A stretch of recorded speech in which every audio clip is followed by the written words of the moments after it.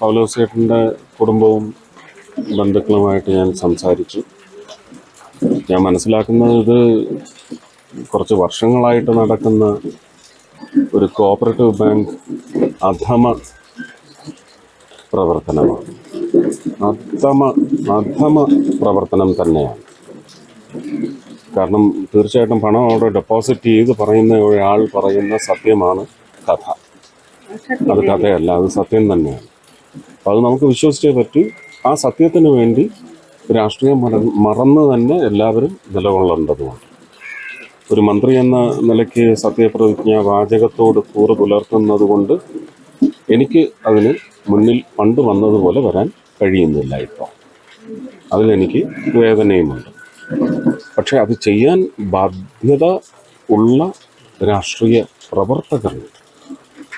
അവർക്ക് വളരാൻ വേണ്ടി മാത്രമല്ല, അവരുടെ പ്രവർത്തനം ശരിയായ ദിശയിൽ പോകുന്നതിന് വേണ്ടി അവരുടെ ഒരു ശക്തമായ ഇടപെടൽ ഈ വിഷയത്തിൽ വരേണ്ടതുണ്ട്.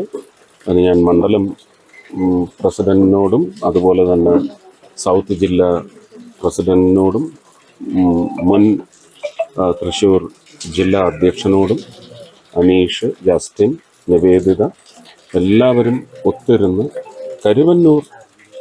കരുവന്നൂരിൻ്റെ മാത്രം, അല്ലെങ്കിൽ തൃശ്ശൂരിൻ്റെ മാത്രം, ഇരിഞ്ഞാലക്കുടയുടെ മാത്രം പ്രശ്നമല്ല. ഇത് കേരളത്തിലാകമാനം പടർന്നു കിടക്കുന്ന ഒരു ചോര ഊറ്റിക്കുടിക്കൽ പ്രസ്ഥാനത്തിൻ്റെ പ്രവർത്തനത്തെ നമുക്ക് ഇല്ലായ്മ ചെയ്യേണ്ടിയിരിക്കുന്നു. അതിനെല്ലാവരും ഒത്തുകൂടണം എന്ന് തന്നെയാണ് എൻ്റെ അഭിപ്രായം. അപ്പോൾ അതിന് വേണ്ടുന്ന നിർദ്ദേശങ്ങൾ കുടുംബത്തിൻ്റെയും ബന്ധുക്കളുടെ എല്ലാം മുമ്പിൽ വെച്ച്, നാട്ടുകാരുമുണ്ട്, അവരുടെ മുമ്പിൽ വെച്ച് പറഞ്ഞതെല്ലാം അവർക്ക് ന്യായമായി സ്വീകാര്യമാണ്. ന്യായമായ കാര്യം മാത്രമേ പറഞ്ഞിട്ടുള്ളൂ. ആ ദിശയിലേക്ക് പുതിയ ഒരു വലിയ സമരം എന്ന് വിളിച്ച് ഞാനതിനെ കൊച്ചാക്കാൻ ആഗ്രഹിക്കുന്നത് വലിയൊരു മൂവ്മെൻറ്റ് വരും. അത് കേരളമാകെ പടരും.